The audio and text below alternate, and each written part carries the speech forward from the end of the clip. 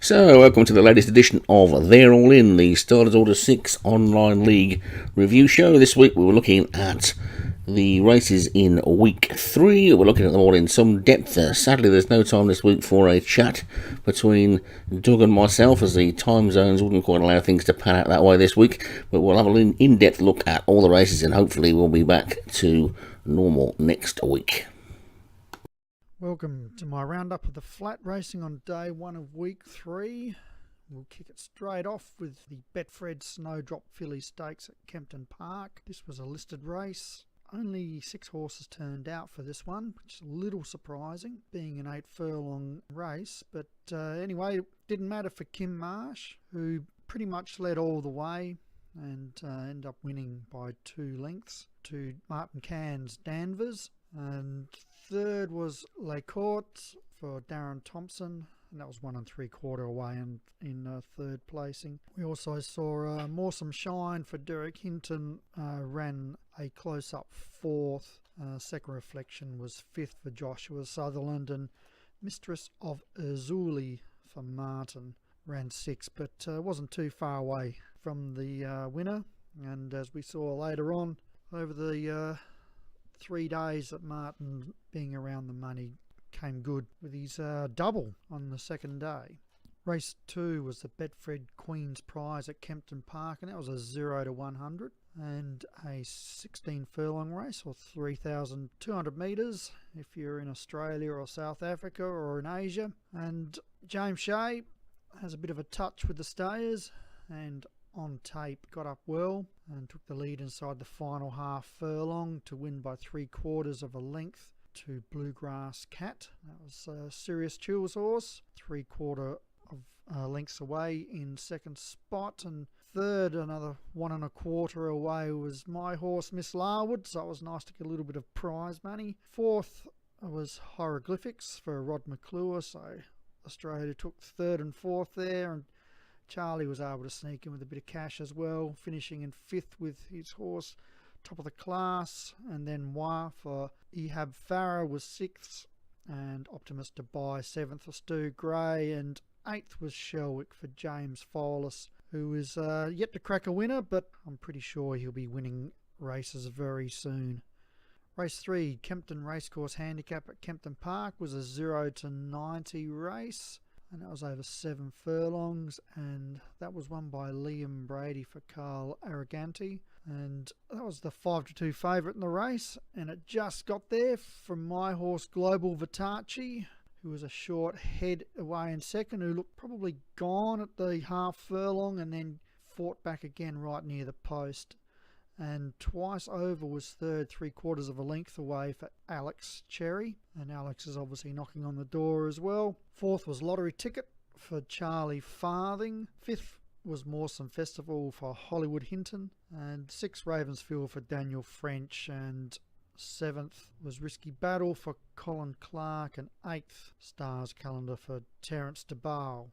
Race 4 was the Boxing Day Tickets Here handicap at Kempton Park, and a 0 to 85 handicap. 9 horses turned out over the 11 furlong, or 2,200 metres, and Sirius Chill picked up a winner, and ended up being quite a nice weekend of racing for Sirius Chill, and Greatly Exaggerated got up by 1 1/4 lengths, so fairly comfortable win in the end from Colin Clark's Big Fibs, who was second. Charlie was close there, a length away with Sam Nombulist in third spot. Then Stu Gray picked up 4th with Small Talk, and 5th went to Newmarket Side for Ehab Farah. 6th was Lovely Girl Ben Benici. My horse finished 7th, Delight. Then in 8th was Desert Moor Chapelamos for Hollywood Hinton, and Darren Howe's Man Turan whipped them in for 9th spot. This is where things got serious on day 1. It was the Chipco 1000 Guineas at Newmarket, and that was a Group 1. And Jim Murray, who's in an absolute purple patch of form, and his horse Sugartown Girl got up by a length and took the lead around halfway and stayed on well and fought off all the challenges. Pebble for James Shea ran second, a length away. Short for room inside the final 3 furlongs. Not sure if that would have made a difference to the result at the end of the day. And Derek's Mawsome broke the gate, got up for third, and got quite a few Mawsome horses in the lineage, and that appears maybe to be the best of them at the moment. And that finished third, and fourth was Leon van Rensburg Alhambra, and fifth Dame Helen Mirren, and with a name like that, of course, it's Paul Rhodes. Sixth was Janice Joplin Martin's horse, and then in seventh was Punter's Fancy Joshua Sutherland, and in eighth spot was Electric Grey for Graham Clutterbuck. Race 6 was the Qatar Jockey Club Stakes at Newmarket. That was a Group 2, and this week there was no denying Twin Turbo for Paul Rhodes stable. You may remember that Twin Turbo's last start, the jockey stopped riding probably about 50 metres away from the line, maybe even shorter, and was pipped on the line. In second spot was Pumpkin for Joshua Sutherland. That was 2 3/4 lengths away, and in third was Sagan for Marty Cairns. Fourth, Calypso King for Moylet Surfer. And there's another trainer whose horses are on the improve. Whole stable is on the prove. Fifth was Green Lantern, David Robinson. In sixth was Mo, James Shea. In seventh we had Glorious Event, Serious Chill, and in eighth was Prophet's Autumn, Terence de Bale. Race 7, the Tween Hills Pretty Polly Stakes at Newmarket, and that was a listed race. And David Robinson picks up another winner with Star Maker, and that won by half length. Took the lead just outside the 2 furlong pole, 400 here in Australia and a few other places, and held on well from Paul Rhodes' Edwina Curry. And then a third was Marty Cairns' Lavender Birch, and Marty's been around the money of late and is due to pick up a few winners. Fourth was Rockets for Leon van Rensburg, and fifth went to Guilty Pleasures, Joshua Sutherland. Just outside the money there we had Golden Profits of Terence de Bale. Seventh was Let 'Em Spin for James Shea, and Blossom for Darren Thompson finished eighth. Race 8, Qatar Dahlia Stakes at Newmarket. It was a Group 3, and Joshua Sutherland salutes the judge with Breed the Beast, and had a bit of a tussle for the lead up until halfway, and then stayed on well and won comfortably in the end by 2 3/4 lengths from Colin Clark's My Little Dingbat in second spot. Serious Chill picked up some nice money with his horse Just an Idea in third, which was 1/4 length away from the second horse. Stu Gray's Kush got up for fourth and filled up his account, and in fifth was Sprightly Native for Leon van Rensburg, who picked up a bit of minor money on the first day. Sixth was Martin's Rumours. Seventh, African Mawsome for Hollywood Hinton, and My Horse tailed out for eighth spot. Race 9, the Chipco Handicap at Newmarket. It was a 0 to 100. That was over the 12 furlong or 2,400 metres. And Paul Fisk, apparently the cops rocked up to his place because the neighbours were concerned with all the screaming and yelling going on from the house. And why not? I would have been punching the air too. And Star Impact got up and won nicely by 2 lengths from Hollywood Hinton and his horse John Derrick, 2 lengths away. And in third spot was Serious Chill, Princess Rules. In fourth, picking up a bit of minor money, was Man Synchronised for Darren Howes, and the same as well for Terence de Bale's Tarabaya Profits. In sixth was Marching Powder for Martin Leadham. Seventh was Eden Sam for Charlie. My Horse ran eighth, and in ninth was Seam Lovers Ben Benici. We roll into the last of the day on day 1, and that was the Qatar Handicap at Newmarket, and it was 0 to 110, 6 furlong or 1,200 metres. And James Shea, not really known for his sprinters, but obviously has one that's not bad at the moment with Quick Exit, and that got up and spirited the lead early and then led before halfway and held on, which is a good effort from a sprinter.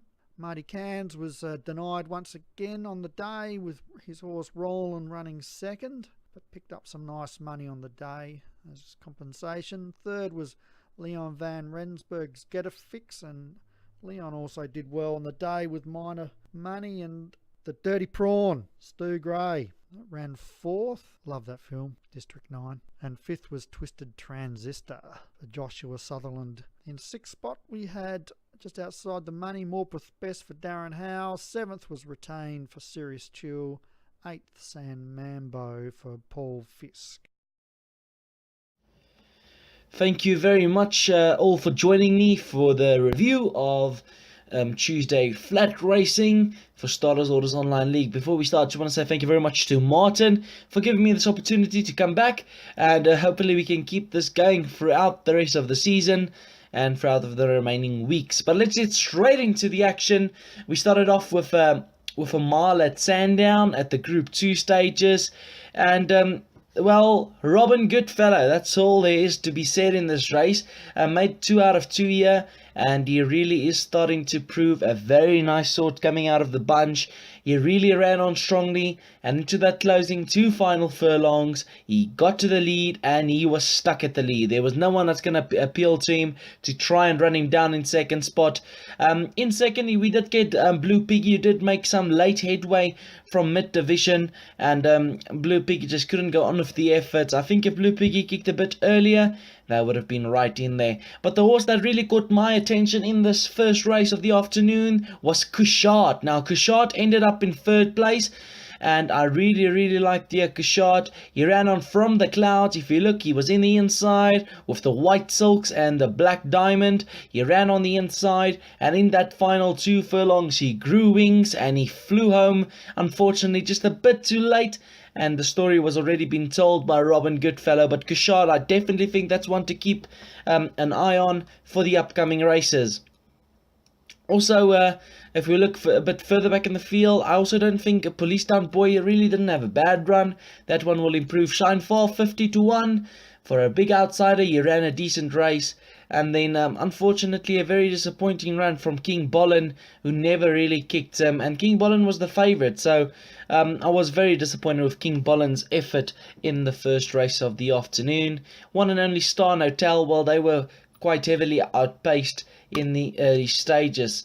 Well, so we go on to the next race now. And that is the Gordon Richard Stakes at Sandown. That was a Group 3 on your card.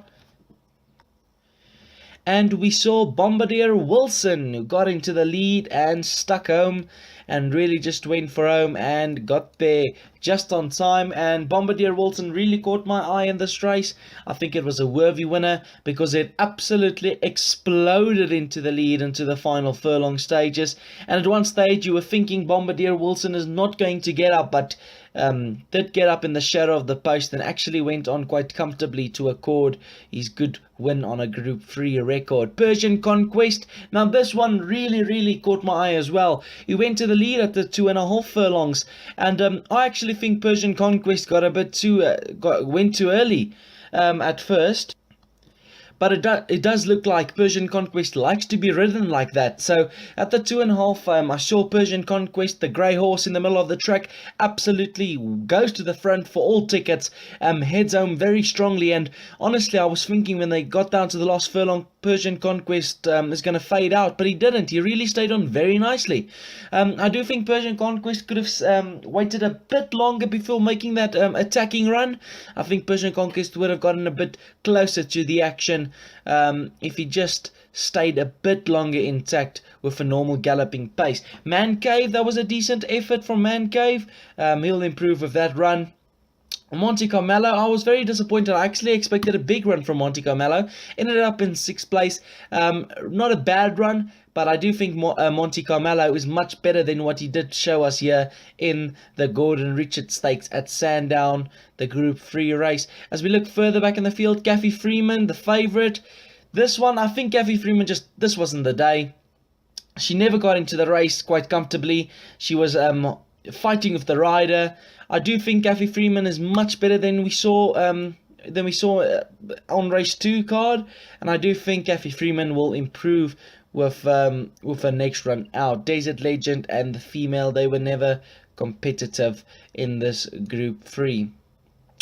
We then go on to the next race on your card, race number 13, or as you would like to call it, race 3 for the afternoon.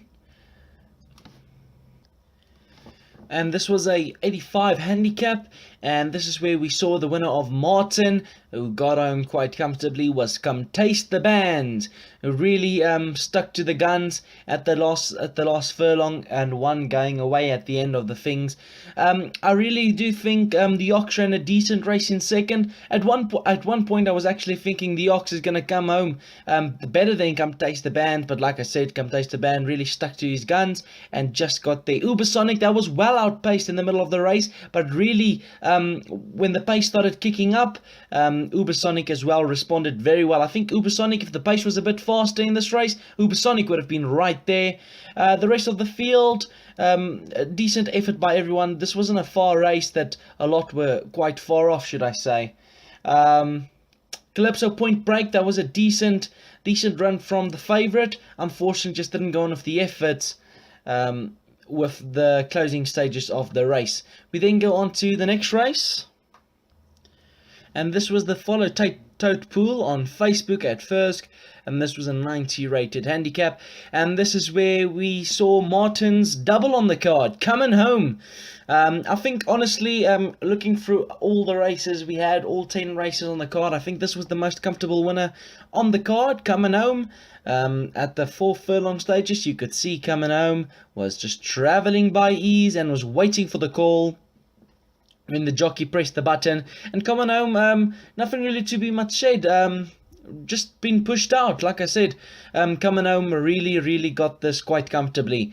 I do think there will be much more from Coming Home. Maybe we can step up to 110 handicap, and definitely bigger things to come for Coming Home, because he absolutely destroyed this field in the 90 handicap. On race 14 on your card. Moderate performances from Juventus and Viverani.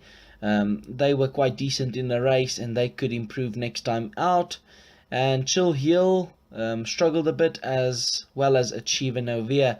Let's go on to the next race. And this is where we found the big race for the afternoon. It was the 2000 Guineas at Newmarket with a Group 1. And well, it was a huge result with the Group 1 coming. Lamborghini, Paul Rhodes, who gets in the winner's box. And before I touch on Lamborghini, I just want to keep on one horse I do think was a tad unlucky. Multiple reasons ended up in 6th place. I do want to touch on this one before we go to the winner.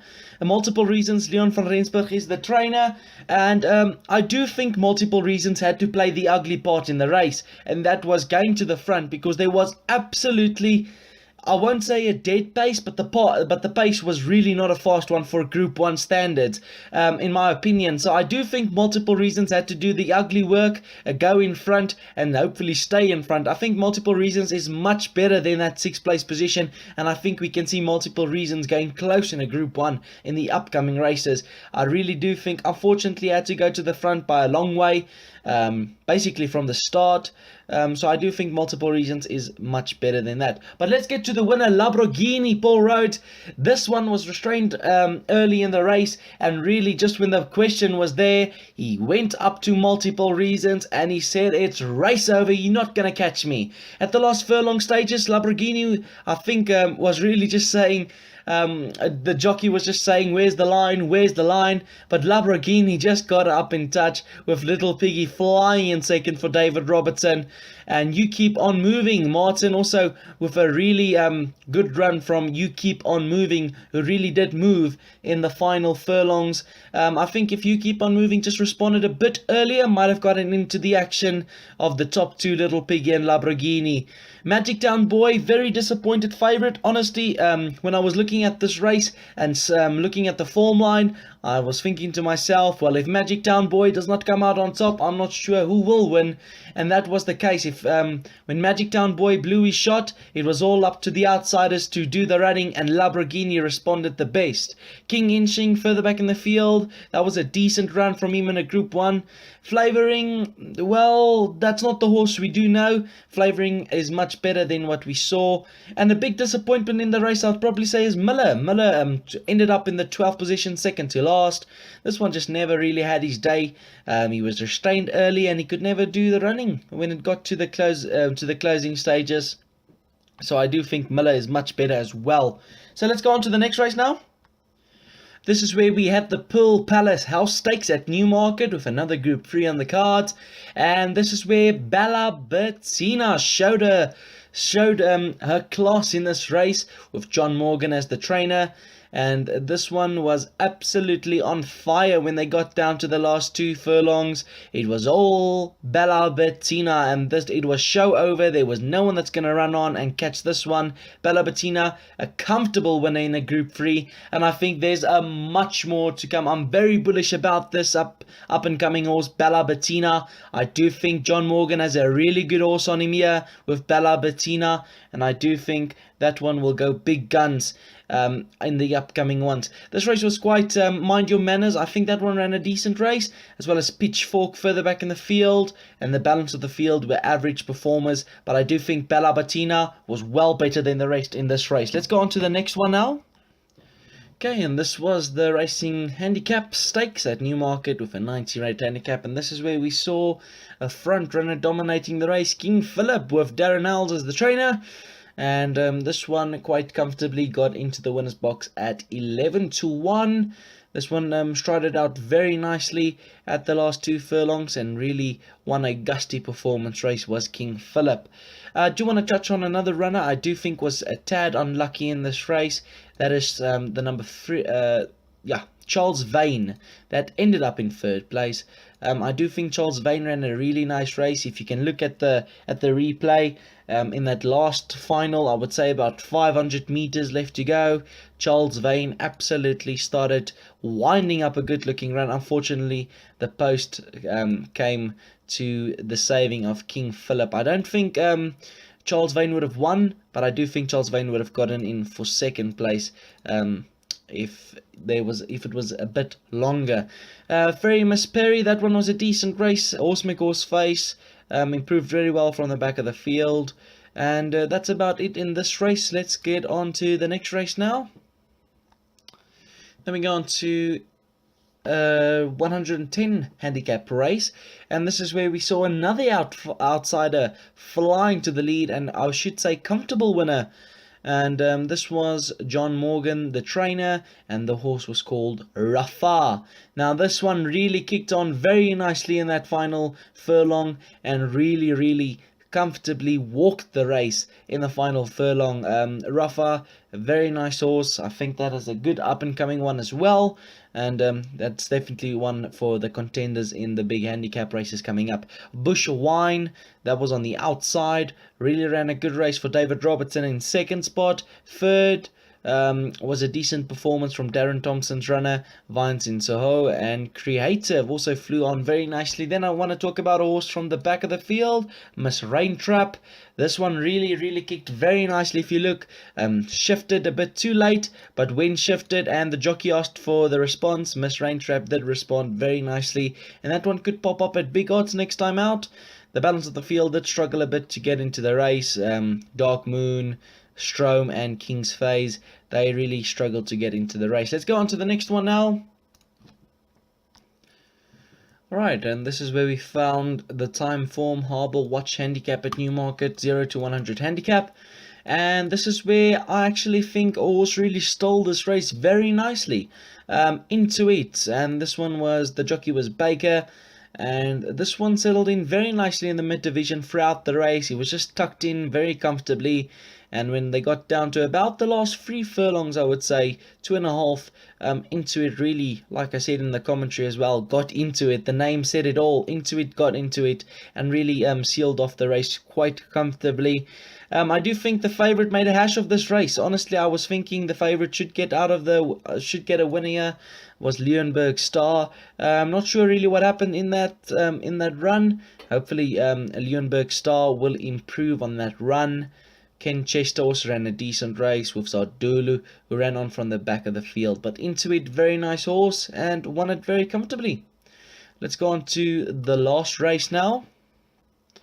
And we ended the proceedings on Tuesday with a maiden field, and it was a big maiden field, and this is where my commentary took a bit of a leap here with a few names that really got me in this race. But the winner was Gorse Covered.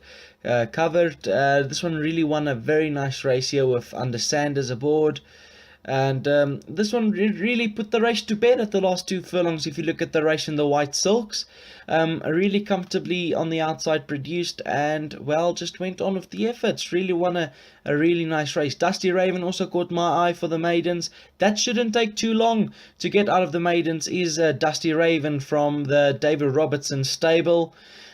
Slow Southern Style, Martin. This one also ran a decent race, and I don't think that one will take also too long. This one was sitting a bit too far back for my liking, if it was my opinion there. Team Leader, they further back in the field. Required Force, well, they just struggled to get a bit into the race. And then Tuesdays, that one was very handy in the beginning, but never went on with the effort. Well, that's about it for Tuesday's racing on the flat. And I am signing off, and I'll see you guys next week. Have a lovely week, and see you again. Cheers. So the big flat race on Wednesday then was race 31, which was the first of the bonus races, and that was the Yum Brands Kentucky Derby at Louisville. Obviously it's a Group 1 event, it's the first leg of the American Triple Crown, and it went the way of Paul Rhodes with his Elizabeth Browning winning in poetic style. Never headed, all the way in the lead, driven out towards the line. A really comfortable, easy win. I don't think we've seen an easier winner of a Group 1 for a while. Bartertown Boy for Jim Murray chased vainly in second, but to no avail. Loophole was back in third for James Shea, and Court Trapple for Darren Thompson was fourth. Esposito for John Morgan came fifth, and that one I think was one a lot of people expected to take the race, but despite being well placed early and close up at halfway, couldn't find any extra and never looked like getting to the Flying Filly, who made good use of that £3 sex allowance and won by a length and a half. It'll be interesting to see if they all reoppose next week in the Preakness. I'm pretty sure that most of them probably will. That was a pretty good race, and we look forward to the second leg, the Preakness, next week, and then the Belmont later in the season. So Wednesday's racing on the flat then got underway with the Crown Inn Handicap, a 0-85 handicap over 18 furlongs. And that was another win for Jim Murray with Firegrove Lad, who won that one really comfortably by the best part of 6 lengths from Shifting Star in second for Darren Howells, and Cheeky Lady was back in third for Ben Benici. The fourth place horse was Lady Quill for Colin Clark. The 6 furlongs Battersea Dogs and Cats Pavilion Stakes was next at Ascot, and that's a listed event, and that went the way of Darren Thompson and his Port Twister, who just about got up ahead to beat Dreadshire Boy from Jim Murray in second, and then Gent Wevel Gem was third for Martin Cairns. Paul Rhodes was back in fourth with Ice Cold Fusion. The Group 3 Sagaro Stakes was next. Brain Freeze was the one that won this one for Paul Rhodes. Made most of the run, it was driven out towards the close, never really looked like being beaten. Grinding ran a decent race in second, and Proteus was back in third for Martin Cairns. The Totepool.com Royal Mile at Musselburgh was next. This is a 0-100 handicap, and this time Martin Cairns got himself up into the winner's circle with Henao. And driven out to win by 3/4 of a length from Hines Holly for Stu Gray in second, and Clihonga for James Follis back in third. Molliet Surfer crept into the frame in fourth with Calypso Sensation. Race 25 of the week was the Your Favourite Pool Bets at Musselburgh, and this was a 0-90 handicap and 14 furlongs this time, and quite a small field again, just the 4 of them. And Faze Wong for Ben Benici was the winner there, with Den's Journal back in second place for Sirius Chill. Golden Profits for Terence DeBar was third, and Charlie's Just Export at the rear in fourth, but still picked up some prize money. Race number 26 was a 15 furlong race, so again one of the more longer distance events on the flat, and this is a listed event, and it went the way of Paul Rhodes. Let's Dance was the winner this time, winning by 4 1/4 lengths from First Aid Kit in second for Leon van Rensburg. Santa Andrea for Darren Thompson was back in third, and Mission Accomplished wasn't that far behind in fourth for Joshua Sutherland.